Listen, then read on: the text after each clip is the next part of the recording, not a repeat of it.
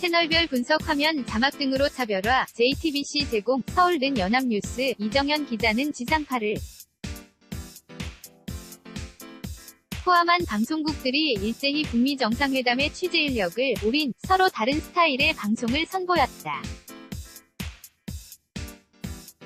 시청률만 국한한다면 지상파 3사와 JTBC가 높은 시청률을 보였으며 특히 JTBC는 KBS 1TV를 제외한 다른 지상파들을 앞섰다. 13일 시청률 조사 회사 닐슨 코리아에 따르면 전날 오전 도널드 트럼프 미국 대통령과 김정은 북한 국무위원장이 만난 순간 오전 10시 4분 이 포함된 방송분에서 KBS 1TV 뉴스 특보 오전 7시 53분 물결표 10시 29분 가 8.0% 시청률을 기록했으며 JTBC 사상 첫 북미 정상회담 오전 8시 46분 물결표 11시 11분 4.839% 이하 JTBC 유로가구 SBS TV 평화를 그리다 -2018 북미 정상회담 3.4% MBC TV 세기의 단판 -2018 북미 정상회담 2.7% 순으로 나타났다.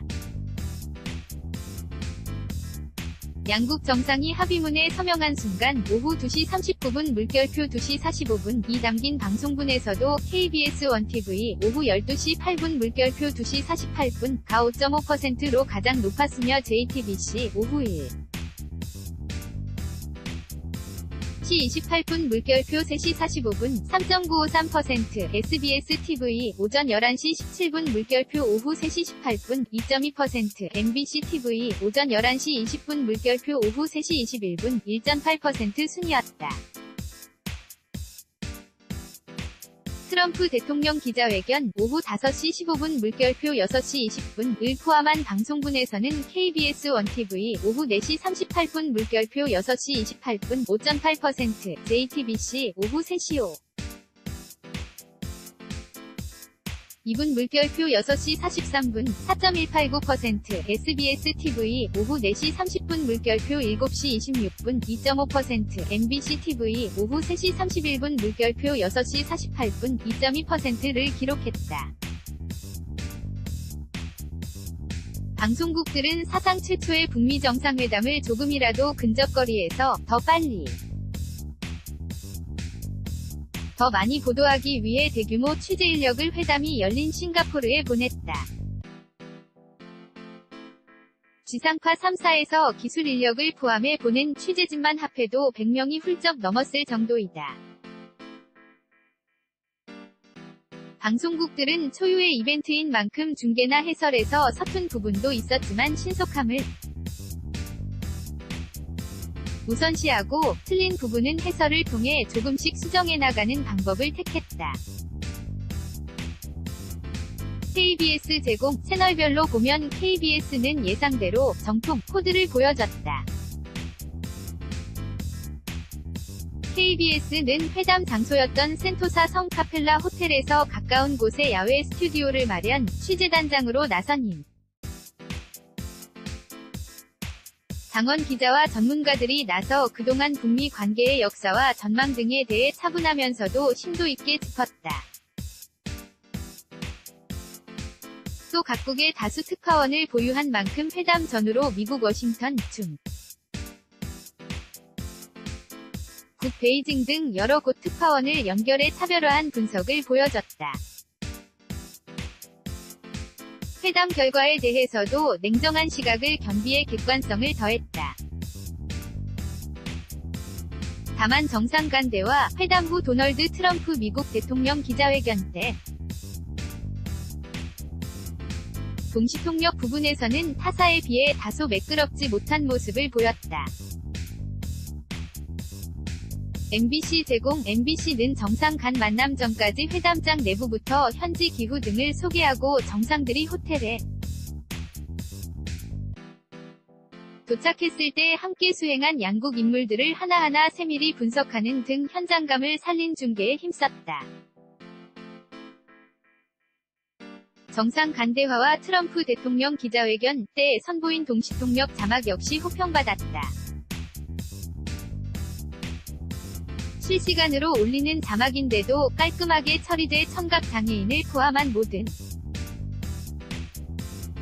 시청자가 육성으로만 듣는 것보다 더 또렷하게 내용을 파악할 수 있었다. 다만 앵커와 패널 간 대화가 엉키는 등 뚝뚝 끊기는 진행은 아쉬움을 낳았다. SBS 제공 SBS는 큰 이벤트가 있을 때마다 그래픽에서 강세를 보여온 만큼 이번에도 다채로운 화면을 보여주는데 주력했다.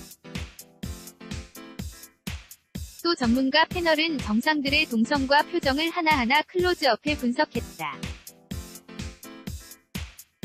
자막 역시 실시간으로 변화를 주며 화면을 폭넓게 활용해 보는 재미가 있었다. 아울러 트럼프 대통령 기자회견부터는 MBC처럼 동시통역 자막을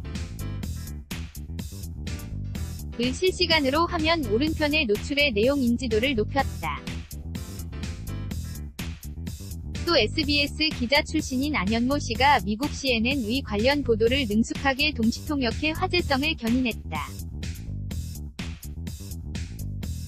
그러나 자막 오탈자 등 부분에서는 아쉬움을 노출했다. JTBC 제공 JTBC는 손석희 앵커가 특유의 스타일로 현지 소식을 시시각각 전하면서 특히 젊은층 지지를 받았다. 손 앵커는 현지 언론의 보도 사진을 재빨리 공수에 전달하거나 정상 간악수 시간을 스톱워치로 재는 등 차별화한 진행을 선보였다. 아울러 정상 간 만난 장소의 국기 숫자나 회담장 테이블의 공수 과정 등 회담 준비 뒷이야기도 충실하게 전해 듣는 재미를 느낄 수 있었다.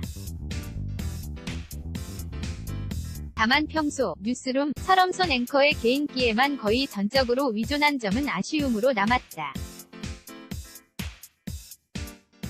방송국들은 트럼프 대통령 기자회견 후에는 밤늦게까지 양국 정상의 동선을 전달할 뿐만 아니라 장관 출신 등 전문가 풀을 최대한 활용해 합의문 문구를 하나하나 분석하며 취재보도 열기를 이어갔다. lisa@yna.co.kr 2018년 6월 13일 7시 33분 송고